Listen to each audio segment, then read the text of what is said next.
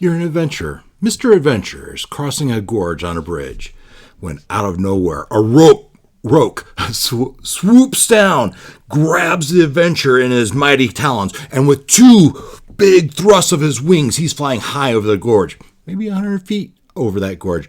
The adventurer, he grabs his sword and gives a mighty hack at the rook, which does a big gash. The rook squawks in pain, lets the adventurer go, and Mr. Adventurer, starts falling.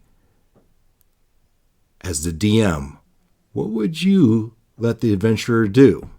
We'll talk about that and more in just a second. You make the call. Yeah, so the scenarios, a rook grapples a character and flies 180 feet in the air. The character manages to do enough damage that the rook drops the character.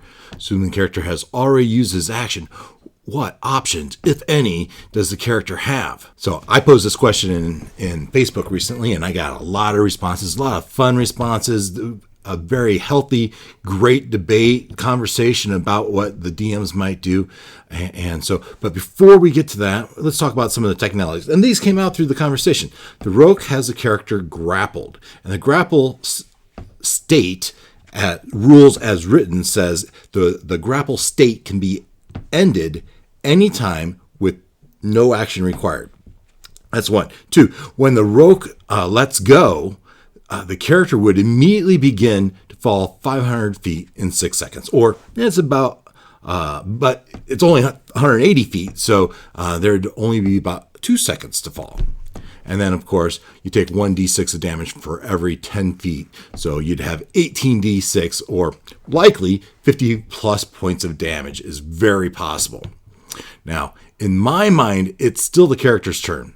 He has used his action to do his sword attack. So I would say he still has his bonus action and maybe an object interaction if that would help him. Now, technically, a reaction can only be used during another player's turn or a monster's turn. I would probably let the character use his reaction if he had something he could do. Now, at this point, though, if he used a bonus action, an object interaction, and a reaction, well, that seems like a lot of things to do in the span of 2 seconds.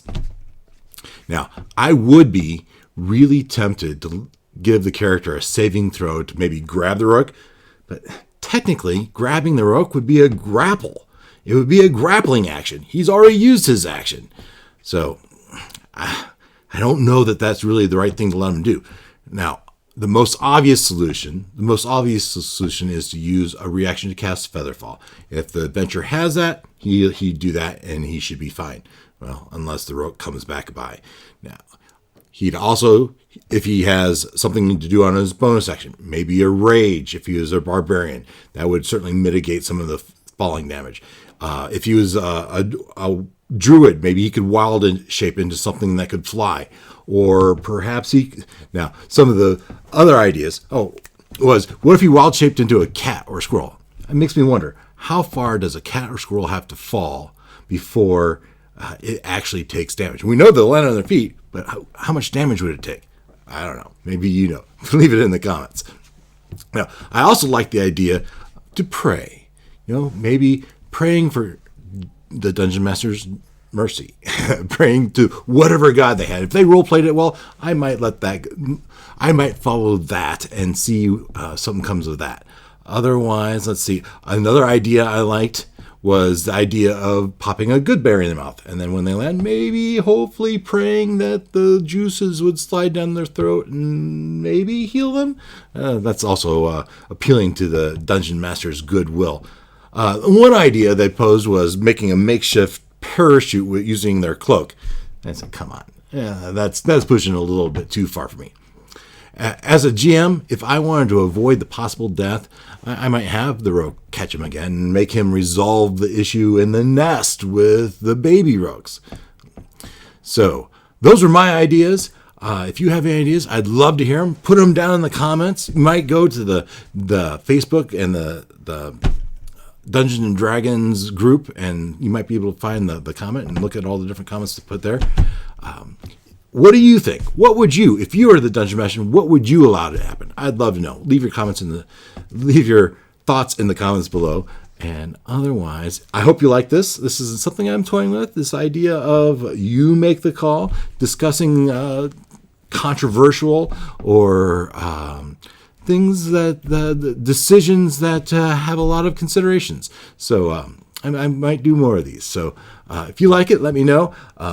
But if you would, please go ahead and hit the like button and subscribe and maybe even hit the notification button so you can get my next post. So otherwise, I appreciate you watching and take care.